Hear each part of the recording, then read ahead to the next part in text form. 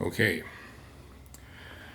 got the front wheel off, and it required taking off the left and right brake calipers, and those are supposed to be suspended without putting any stress on the brake lines. So I just found a couple of bungee cords to make that happen. Looks like that. And I had to turn this stand slightly in order to pull the axle bolt straight out. The way I had it with the front wheel straight, this would be in the way to pull out the axle, so I had to turn it slightly, and I think it should be okay.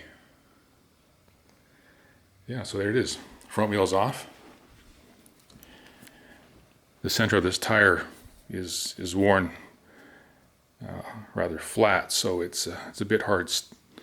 You can notice when you're turning that it's not as smooth as with a new tire. So next step is take it off, take it over to the dealer to do a tire swap and balance. Put it back on, and I'll review in the next video what I did and next steps. Thanks for watching.